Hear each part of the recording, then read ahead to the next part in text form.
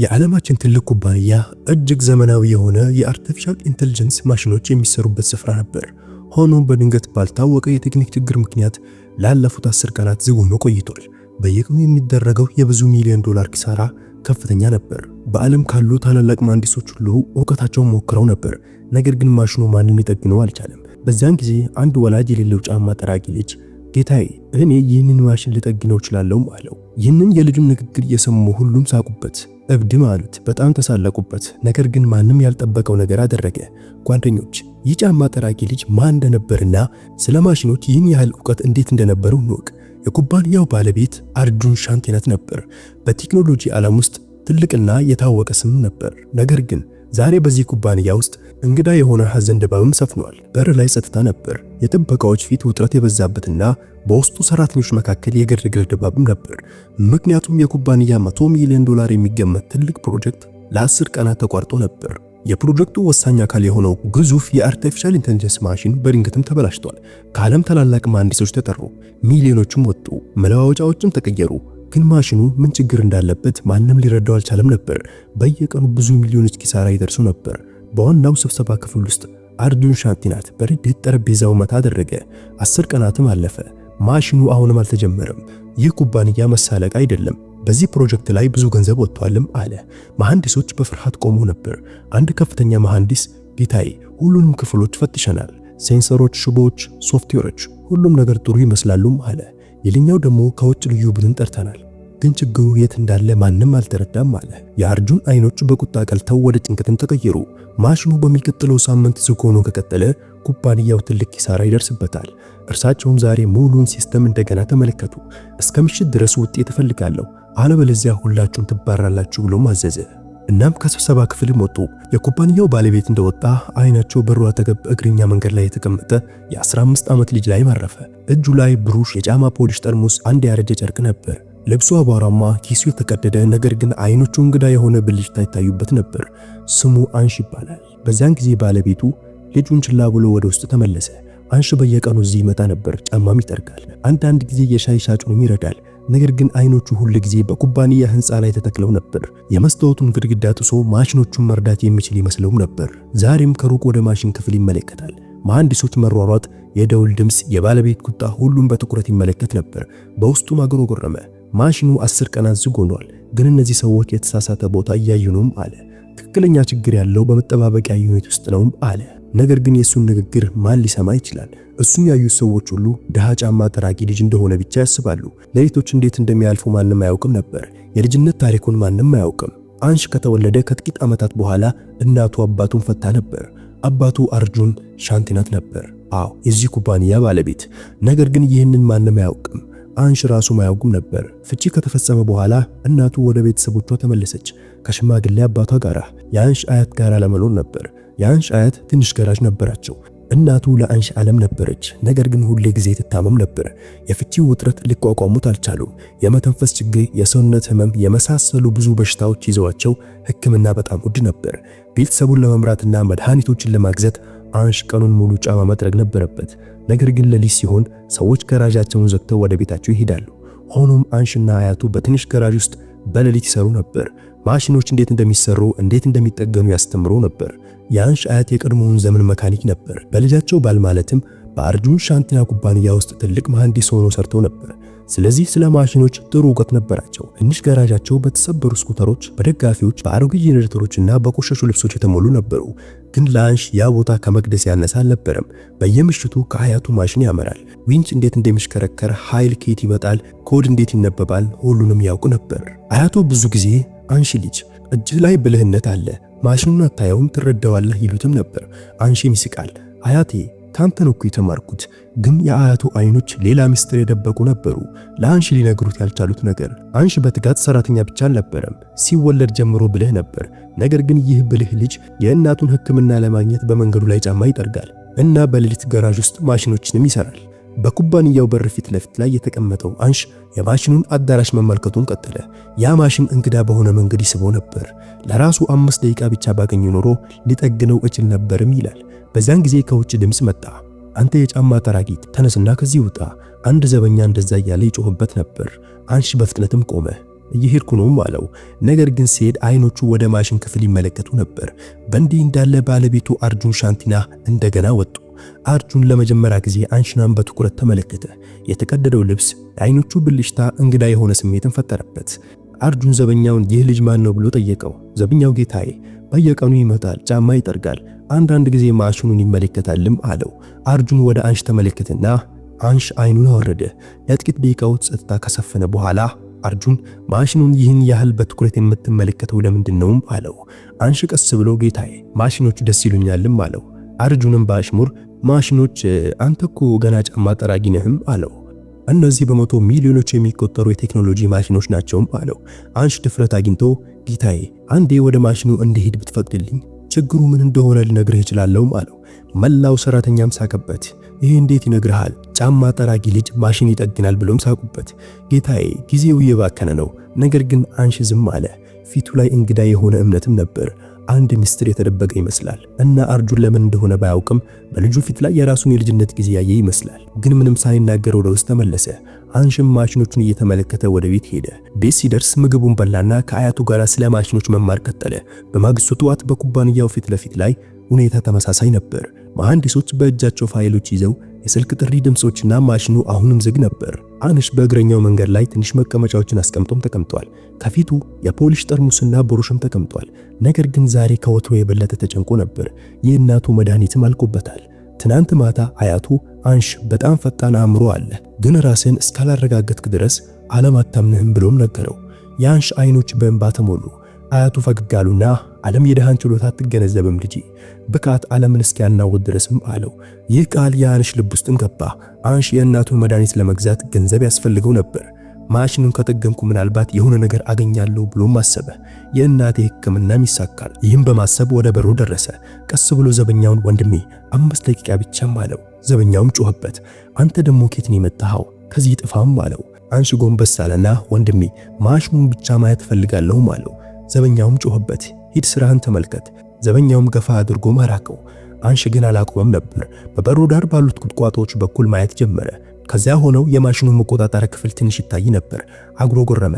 እነዚህ ሰዎች ሴንሰሮች እየፈተሹ ነው፣ ግን ዋናው ችግር እዚያ አይደለም፣ ወደ መጠባበቂያ ዩኒት ውስጥ ነውም አለ። ድምፁ ግን ዝግ ነበር፣ ግን አእምሮ በፍጥነት ይሰራ ነበር። ከጥቂት ቆይታ በኋላ አንድ መሐንዲስ ወጥቶ አየው። ጮኸ። አንተ እዚህ ምን ታደርጋለህ? አንሽ ወዲያውኑ እጆቹን አጣመረ። ጌታዬ፣ ማየት ብቻ ነው የምፈልገው አለው። መሐንዲሱም ተናደደ። ማየትም ይጠቅማል። የእንዲህ አይነት ትላልቅ ኩባንያዎች ማሽኖች የልጆች መጫወቻ እኮ አይደሉም። ሂድ ከዚህም አለው። ትንሽ አንገቱንም ደፋ። እጆቹ ይንቀጠቀጡ ነበሩ፣ ግን አይኖቹ ያው ብልሽታ ነበራቸው። ቀስ ብሎ ወደ እግረኛ መንገድ ተመልሶም ተቀመጠ፣ ግን አይኖቹ በበሩ ላይ ተተክለው ቀሩ። በዚያን ቀን የማሽኑ ድምፅ በድንገትም ቆመ። የሳይራን ድምፅም ተሰማ። ሲስተም ክራቲካል ኢረር ነውም አላቸው። የኩባንያ ሰራተኞች ሁሉ ወደ ውጭ መሮጥ ጀመሩ። አንሽ በፍርሃት ወደ በሩ ቀረበ። ነገር ግን ወደ ውስጥ እንደተመለከተ ዘበኛው እንደገና ጮኸበት። አንተ አሁን ሄድ ከዚህ። በዚህ ጊዜ አንሽንም ገፋው። አንሽን በዚህ ጊዜ መንገድ ላይ ወደቀ። ልብሱ የበለጠ ቆሻሻ። አንዳንድ ሰዎችም ሳቁበት። ይህ ልጅ ስለ ማሽኑ ምን ሊያደርግ ይችላል? የአንድ የለማይ ልጅ ትርፍ ይሄ ነው አሉ። አንድ ሴት ይህ ልጅ አበደ እንዴ አለች። ወደዚህ ትልቅ ኩባንያም ይሄዳልም አለች።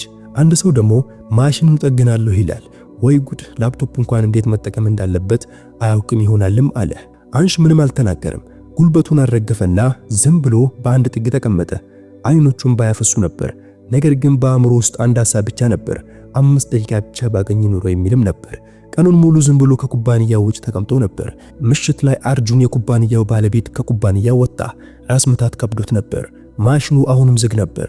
በሩ አጠገብ ያለውን ልጅ ተመለከተ። ደክሟል። ልብሱ አቧራማ ነበር፣ ግን አይኖቹ ላይ እንግዳ የሆነ ብልሽታ። አርጁን ዘበኛውን ለምን በተደጋጋሚ ትገፋዋለህ ብሎም ጠይቀው። ዘበኛውም አጉረመረመ። ጌታዬ በየቀኑ ወደ ማሽኑ ክፍል ይመጣል፣ ማሽኑ ይጠግናለሁ ይላል። አርጁን ቀዝቀዝ ያለ ሳቅም ሳቀ። ማሽኑ ይጠግናል? ከዚያም ወደ አንሽ ተመለከተ። አርጁን ለምን በየቀኑ ማሽኑን ትመለከታለህ? ምንስ ታውቃለህ አለው። አንሽ በፍርሃት ጌታዬ፣ ማሽኑ አንድ ጊዜ ብቻ በቅርብ ባየው ያለበትን ችግር ልነግርህ እችላለሁ አለው። መሐንዲሶች፣ ሰራተኞች፣ ዘበኞች ሁሉም ሳቁበት። ጌታዬ እየቀለድኩ ነው።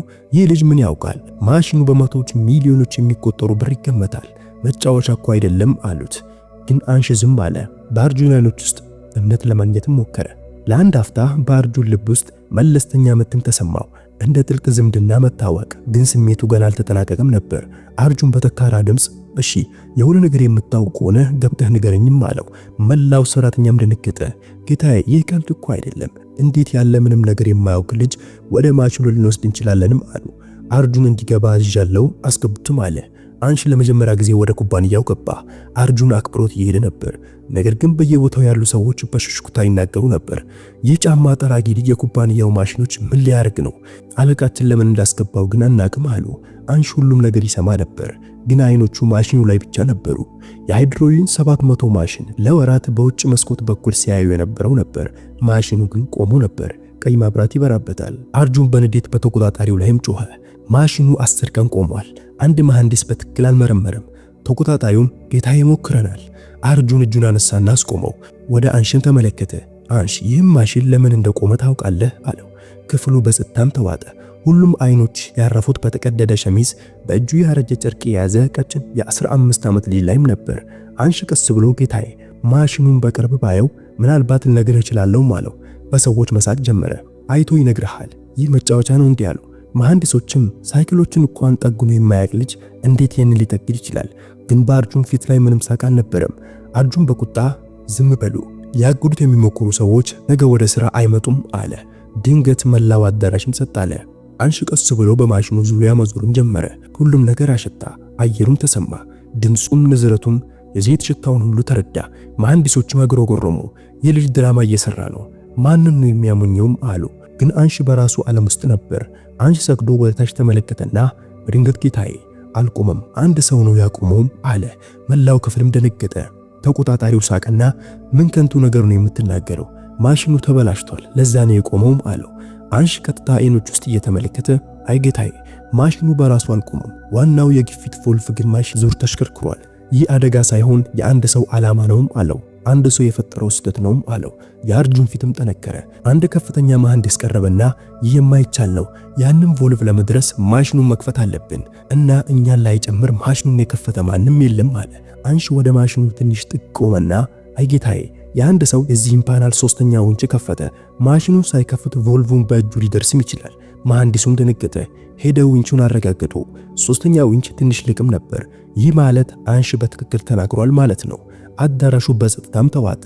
አርጁን ቀስ ብሎ ይህ ማለት የአንድ ሰው ኩባንያ ለመጉዳት ስፖቴጅ አድርጓል ማለት ነው። ከዚያም ወደ አንሺ ተመለከተና ይህን ሁሉ እንዴት ልታውቅ ቻልክም አለው። አንሺ አንገቱን ደፋና ጌታዬ በሌሊት በአያቴ ገራጅ ውስጥ ማሽኖች ከፍታለሁ፣ መጠግናለሁ፣ ለዛ ነው የገባኝ አለው። ይህንን ሲሰሙ ብዙዎች ደነገጡ። አርጁን አንሺን ለተወሰነ ጊዜ ተመለከተና በአይኖቹ ውስጥ አዲስ ተስፋም ነበሩ። አርጁን አንሺ ማሽኑን እንድታስጀምር ብነግርህ ትችላለህ። መሐንዲሶቹም ደነገጡ። ጌታዬ ይህ ቀልድ እኮ አይደለም፣ ይህ ትልቅ ማሽን ነው፣ በስህተት ሊፈነዳ ይችላል። ግን አርጁን ወሰንኩኝ አለ። ከዚያም ወደ አንሺ እየተመለከተ ንገረኝ፣ አንሺ ዝግጁ ነህም አለው። አንሺ ለመጀመሪያ ጊዜ ፈገግ አለና አው ጌታዬ እሞክራለሁ አለው። ይህ አንድ አረፍተ ነገር መላውን አዳራሽ ጸጥ አሰኘ። መሐንዲሶች እርስ በእርሳቸው ይተያያሉ። ይህ እብደት ነው፣ ማሽኑ ቢፈነዳስ? ገና ልጅ ነው ጌታዬ፣ ይህ ጫወታ እኮ አይደለም አሉት። ግን የአርጁን አይኖች አንሺ ላይ ብቻ ነበሩ። ምንም አይነት ፍርሃት አልነበረም፣ ተስፋ ብቻ ነበር። አንሺ ጎንበስ ብሎ ወደ ማሽኑ ታችኛው ክፍልም ገባ። ትንሽ ክፍልፍል ወደሚገኝበት የእጅ ባትሪ ጠየቀ። መሐንዲሱም ተናዶ የእጅ ባትሪ ምን ሊያደርግህ ነው አለው። አርጁን በቁጣ ድምፅ ስጡት የእጅ ባትሪም አላቸው። አንሺ የእጅ ባትሪውን እንደያዘ ወደ ውስጥ ተመለከተና ወዲያውኑ አያችሁ ጌታዬ፣ ይህ የቧንቧ እዚህ መሆን ነበረበትም አለው። መሐንዲሱ ጎንበስ ብሎ ተመለከተናም ደነገጠ። ይህ በእርግጥም በተሳሳተ ቦታ ነው ያለው። አንሺ እጆቹን በማሽኑ ውስጥ አስገብቶ ያንን ቧንቧ ቀስ ብሎ አሽከርክሮ በትክክለኛ ቦታ ማስገባው። መሐንዲሶች ደንግጠው ነበር። አንድ ሰው ማጉረጎረመ። እኛ ስንት ቀን ስህተት ሰርተናል እና ይህ ልጅ በ12 ደቂቃ ውስጥ ማገኘው። አንሺ ወደ ማሽኑ ቀኝ ክፍል ሄደ። ትልቅ መገጣጠሚያ ሳጥን ያለበት በትንሹ እንቀጠቀጥ ነበር። አንሺ እጁን በላይ ያደረገና በድንገት ወደ ኋላ ፈገፈገ። ጌታዬ አሁን ካስጀመርነው ይፈነዳል። መላው ሰራተኛ በፍርሃትም ተዋጠ። አርጁን ወደፊት ቀረበና ይፈነዳል ግን ለምን አለው። አንሺ ወደ ሳጥኑ ቆመና ጌታዬ የዚህ ፓናል ሽቦችም ተቀይረዋል፣ ፖዚቲቭ እና ኔጌቲቭ ተሻግሯል። አንድ መሐንዲስም ጮኸ፣ ይህን ደግሞ ሆን ብሎ ነው የሚያደርገው፣ ይህ አደጋ አይደለም አለ። አርጁን የአንሺን ንግግር ትዝ አለው። ጌታዬ አንድ ሰው ነው ያቆመው። አሁን ሁሉም ነገር ግልጽ ሆነ። አንሺ ጌታዬ 10 ደቂቃ ብቻ ስጡኝ፣ ከተሳሳትኩ እኔ ራሴ ከዚህ እሄዳለሁ አላቸው። አርጁንም ጀምር አለው። አንሽ ስክሩ ዳይቨርና ትንሽ መቆንጠጫም ጠየቀ። መሐንዲሶች መሳሪያዎችን ለመስጠትም አመነቱ፣ ግን አርጁን ምልክት ሰጣቸው። አንሽ ከማሽኑ ጀርባ ሄዶ ትክክለኛዎቹን ሽቦዎችን ተመለከተ። ከዚያም ቆረጣቸው። ከዚያም እንደገና አገናኛቸው። ብዙ ሰዎች በማያ ገጹ ላይ የሚታየውን መረጃ ይመለከቱ ነበር። ሁሉም ነገር ከአንሽ ንግግር ጋር ይዛመዳል። 10 ደቂቃም አለፈ። አንሽ ከማሽኑ ፊት ለፊትም ቆመ። ጌታዬ አሁን ሊጀመር ይችላልም አለው። ሁሉም ግራ ተጋባ። አሁን አታድርግ፣ ስተት ከተፈጠረ ገና ልጅ ነው፣ ማን ያውቃል አሉት። አርጁን ግን ማንንም አልሰማም ነበር። ወደ አንሽ ተቆመና አንተ ጀምር፣ ችግር የለውም አለው። አንሽ ቀስ ብሎ ወደ ዋናው ቁልፍ ቀረበ። ረጅም ትንፋሽ ወሰደና ክሊክ አደረገው። 2 ሰከንድ፣ 5 ሰከንድ፣ 7 ሰከንድ፣ የሁሉም ሰው ትንፋሽ ተቋርጦ ነበር። በድንገት ማሽኑ ጀመረ። ቀይ መብራት ጠፋና አረንጓዴ በራ። ስርዓቱ ሁሉ ተነቃነቀ። የ10 ሰከንድ እንቅልፍ የነበረው ማሽን የልጁን ድምፅ ሰምቶ የነቃ አይመስልም ነበር። አዳራሹ ዙሪያ ኦ ማይ ጋድ ይህ ልጅ ያደረገው የማይታመን ነው አሉ። የአርጁን አይኖች ያበሩ ነበር። ቀስ ብሎም አንሽ አሳክተዋልም አለው። አንሽ በአፍረት ጌታዬ ምንም ያደረኩት ነገር የለም፣ ማሽኑ ምን እንደሚፈልግ በራሱ እየነገረኝ ነበርም አለው። ማሽኑ ተጀምሮ ነበር። አረንጓዴ መብራት ያበራል። መላው ኩባንያ በደስታ ድምፅም ተሞላ። ነገር ግን አርጁን ዝም ብሎ አንሽን ይመለከት ነበር። መሐንዲሶች እያከበሩ ነበር። በአርጁን አእምሮ ውስጥ አንድ ጥያቄ ብቻ ነበር። ይህ ልጅ ማን ነው? ከየት ነው የመጣው? አርጁን ወደ አንሽ ቀረበ። ድምፁ በጣም ዝግ ነበር። ልጅ አንተ ማን ነህ? አንሽ በአፍረት ጌታዬ እኔ ማንም አይደለሁም አለው። አርጁን ራሱን ነቀነቀና አይ አንድ ተራ ልጅ የ100 ሚሊዮን ዶላር ማሽን እንደዚህ ሊጠግን እንዴት ይችላልም አለው። ወደ ታች ተንበረከከና አይኖቹ ከአንሽ አይኖች ጋር እኩል እንዲሆንም አደረገ። እውነቱን ንገረኝ፣ ስለ ማሽኖች ይህን ያህል አወቅ? ከየት ያገኘኸው? ለምን በተደጋጋሚ ወደዚህ ኩባንያ ትመጣለህ? አንሽ ረጅም ትንፋሽ ወሰደና ለመጀመሪያ ጊዜ በግልጽ ተናገረ። ጌታዬ ጫማ ጠርጋለሁ፣ እናቴ በጣም ታማለች፣ ለመድኃኒቶቿ በመንገድ ዳር ጫማ ጠርጋለሁ። መላው አዳራሽም ጸጥ አለ። በሌሊት ከአያቴ ጋር ትንሽ ገራዥ ውስጥም እሰራለሁ። እዚያ አሮጌ ማሽኖችም እከፍታለሁ፣ እነሱን መልሼ ማሰርም እማራለሁ። መሐንዲሶች እርስ በእርሳቸውም ተያዩ። አንድ ልጅ ገራዥና እንደዚህ ያለ ጥልቅ ግንዛቤ። አርጁን ቀስ ብሎም ጠየቀ፣ አባትህስ አለው። አንሽ አንገቱን ደፋና አላውቅም ጌታዬ፣ እሱን እንኳን አይቼ አላውቅም። ይህ መልስ የአርጁንን ልብ ወጋው፣ ምክንያቱም የራሱ ታሪክ ተመሳሳይ ነበር። አርጁን የአንሽን ፊት፣ አይኖቹን፣ አፍንጫዎቹን፣ የአነጋገሩን ዘይቤ በትኩረትም ተመለከተ። የሆነ ነገር በጣም ጥልቅ የሆነ ነገር በአርጁን ውስጥ ይንቀጠቀጥም ነበር። ቀስ ብሎም ጠየቀው፣ የእናትህ ስም ማን ነው አለው። አንሽም አናንያ ሾሪያ ይባላልም አለው። ይህንን ሲሰማ የአርጁን እግር ስር ያለችው መሬት የጠፋችን መሰለው። በአዳራሹ የቆሙ ሰዎች ይመለከቱ ነበር። የአርጁን ትንፋሽም ቆመ።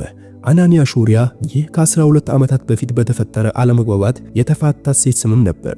አይኖቹ በትንሽም ተንቀጠቀጡ። ግን የአንተም ስም አንሽ፣ ሙሉ ስምህን ንገረኝ አለው። አንሽ ዝም አለ። ከዚያም ቀስ ብሎ አንሽ አናንያኑም አለው። በአርጁን ውስጥ አውሎ ነፋስም ተነሳ። አርጁን እየተንቀጠቀጠ ባለው ድምፅም ጠየቀ፣ እድሜ 15 ዓመት፣ ከአያት ጋር ነው የምትኖረውም አለው። እማዬ አባቴን እንደተዋት ተመልሶ እንደማይመጣ ትነግረኝ ነበር። አርጁን መሬት ላይም ተቀመጠ። አይኖቹ ቀልተዋል። እጆቹ ይንቀጠቀጡ ነበር። የ15 ዓመት የአናንያ ልጅ በመልኩ ትክክለኛም ይመስላል። የአርጁን ድምፅም ተሰበረ። አንሽ እናት የአባትን ፎቶ አሳይተህ ታውቃለችም አለው። አይ ጌታዬ፣ ሁል ጊዜ አንዳንድ ፎቶዎች እንደተቀደዱ አንዳንዶቹ እንደጠፉም ትነግረኛለች። ከአርጁን አይኖች እንባ ፈሰሱ።